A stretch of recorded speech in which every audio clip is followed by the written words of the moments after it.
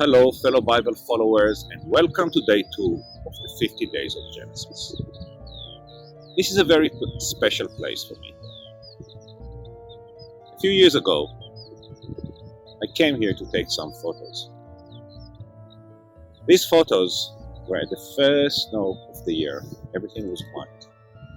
These photos won an award and turned me to become a nature photographer. I call these photos loneliness. And loneliness is the topic of our lesson. So let's start with a simple word in Hebrew. The word is tov. Tov in Hebrew is a simple word, very simple, very philosophical. It means good.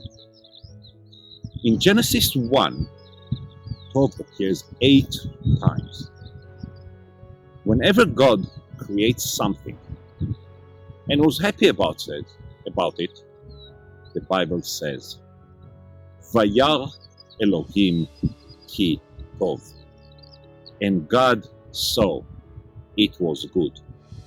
God was happy with what He had created. Chapter 2 as well, tov appears 4 times, all in positive connotation, until we reach verse 2. This is the first time we see that the Bible says, "Lo tov," not good. So let's go to chapter 2, verse 18 in chapter 2. Vayomer Yehovah Elohim, lo tov heyot ha'adam levado. 𝐿 𝐆𝐄𝐍𝐿 𝐿𝐻. Let me translate it. Vayomer, and he said, Yehovah, Elohim, God, lo tov, it is not good, heyot, to be, ha'adam, the man, levado, alone. 𝐿 I will make for him, 𝐆𝐿 𝐾𝐀𝐘𝐒. We'll speak about it in a second. So what is not good? Think about it. The world is perfect. Everything is good. The man is in the Garden of Eden. The man is in the presence of God. And God says, first time, lo tov. What's not good? What's not good? It's not good for the man to be alone. Ha'adam. But let's remember there are 2 ways to translate the word ha'adam. It depends how you want it. Many people translate ha'adam, the man, as the male.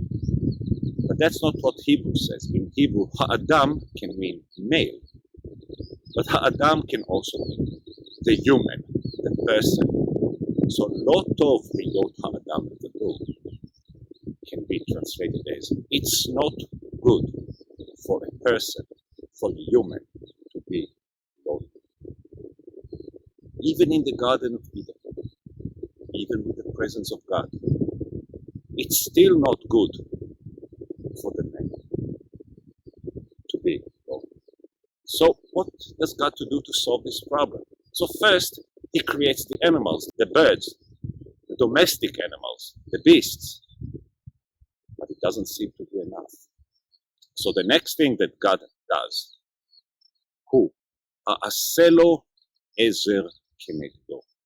I will make him 𝐵𝐻, someone who can help him. 𝐾𝐀𝐘𝐒, somebody who can oppose him.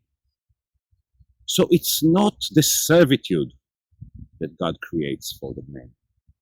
It's not somebody who can obey to him that the person needs. The person has animals. The person might have some people to obey him. This is all might be good, might be bad, but it is not going to solve a person loneliness. What the Bible says, what God creates, is the delicate balance between finding somebody